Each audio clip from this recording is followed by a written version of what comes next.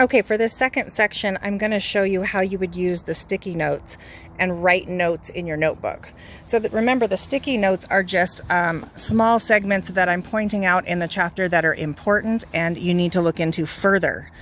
Just studying the sticky notes won't be sufficient for you to understand the information.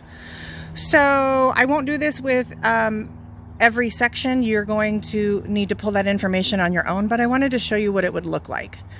So the first sticky note was talking about that ecosystem all the way down to individual. So I did define what those mean.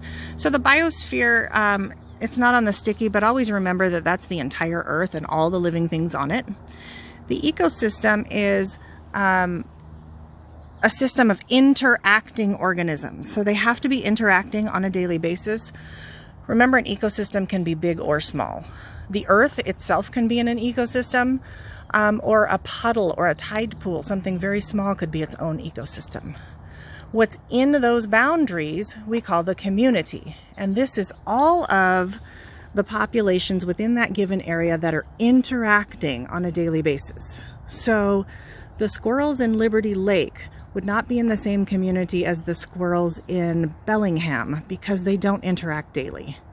But all of the squirrels in Liberty Lake, the fox, the cougars, the fish, they would all be part of the same community. So in the example I gave, we had the Earth, we had a wetland as our ecosystem, and then we had all the geese and the sunfish and the cattails within the wetland. The population would be picking one of those species and counting all the individuals in that particular area. So for example, it would be all the geese in the wetlands. The species is going to be one group of organisms. Remember, when we define a species, and this is prior knowledge, that there's 3 characteristics that define a species. They have to be physically similar, they have to be able to reproduce, and they have to be able to have fertile offspring. So for the instance, like a liger, a lion and a tiger are physically similar. They can have offspring, but their offspring can't have babies. So they don't have fertile offspring, so that is not considered a species. And then we go to the individual. This would be one specific member of the species. So like if we were talking the species was the Canadian geese, this would be like Gary the goose. When we talk population density, we're looking at the number of species in a specific area. This can be useful for hunting and fishing limits when they decide how many tags are pulled for that year. Also for management zones to determine which agency is going to take care of those areas. Okay, without losing these to the wind, here we go. Population distribution. So, I gave you the little graphics, and pictures are always important. Whenever you can do a diagram, put them in your notes. They mean more than words. But let's look at how we would see, or where we would see, these different distribution patterns. So random, there's not going to be a pattern to it. It's going to be like dandelions in a field or huckleberries on the mountain, because their seeds are spread by the wind or by birds that eat berries and then poop them out, and there's no organization to that. They're very random. Uniformity we see when things are evenly spaced. Now, humans are very good at that. We like our neighborhoods evenly spaced. We like our gardens spaced out perfectly. But you can also see this in the natural world. Nesting birds, bears, coyotes, things that are territorial will have uniform spacing. And then clumped, when they're clumped together, sometimes you see this in vegetation, but most likely you see it with animals, that there is a benefit for them being clumped. Like gazelles around a watering hole. They're looking out for each other for protection. A wolf pack hunting. Working together, they can take down an animal easier than by themselves. So it's either for protection or for resources, something like that. A limited resource is going to be something that can affect the population size is if there isn't enough of it. So food, space,